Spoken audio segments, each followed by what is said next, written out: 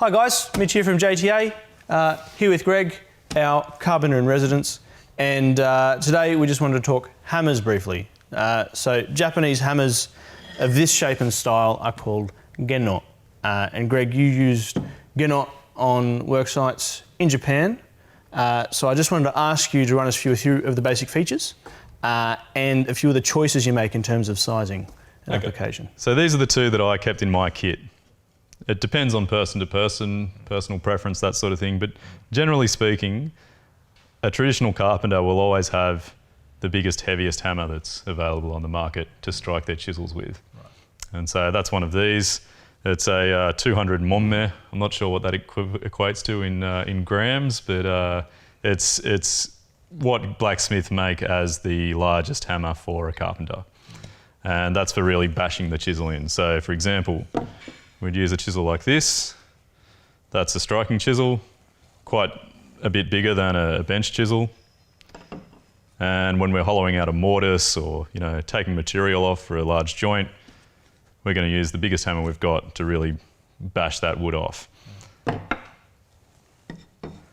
The other hammer I used was this one, which is about half the weight of this one. And that was just sort of what I kept in my tool belt and just for general all-purpose. Now, just a quick note on Japanese hammers and how they're different to a Western hammer. Your Western hammer, I guess, is primarily for hammering nails in. And as you probably know, that Japanese traditional carpentry tends not to use nails. So that's not the primary function. It's more about using the hammer to bash a chisel.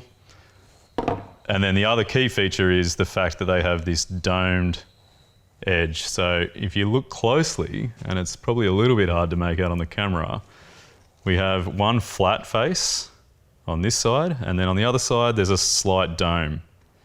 So the flat face is what you use when you're striking the chisel. The domed face is for doing something that they call in Japanese kigoroshi, which translates to killing the wood.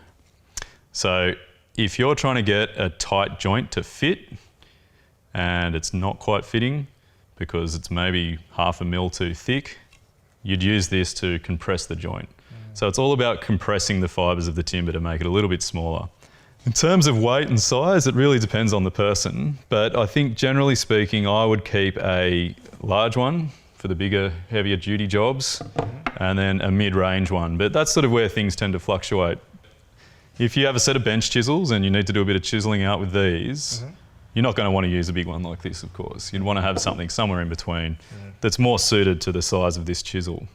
So that's where you'd be looking at like maybe a 225, possibly even a 375, although I'd say that's probably a little bit too heavy for fine work. But I think really the take-home message is that the smaller the hammer, the more control you have. The bigger the hammer, the more power you have. And so that's why we have ones that even go down to 115. And these are really for very fine work, hammering in some very fine pins perhaps, or even for joinery when you're doing some cabinet making, you've got a very small joint, it's the same thing. You'd want to compress it with the rounded head, make the joint fit. And your two hammers have handles that you have made. That's right. So this one here, I've used a length of orange tree, which I cut down from a tree at my parents' house and dried out. And for this one, I've used a piece of Melaleuca, which is an Australian hardwood. And I've shaped them and fitted them perfectly into their heads. And it's common for a Japanese carpenter to do this with their hammer.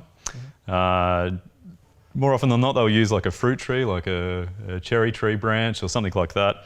And it just adds a bit of individuality to the toolkit.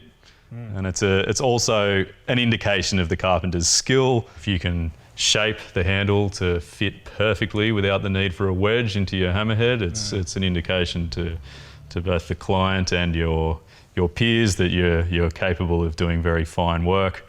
And this has never fallen off. It's pretty sturdy, and that's just because it's got a good tight fit. Well, thank you very much, Greg, for running us through the Genno. No problem. All right. Let's get hammering.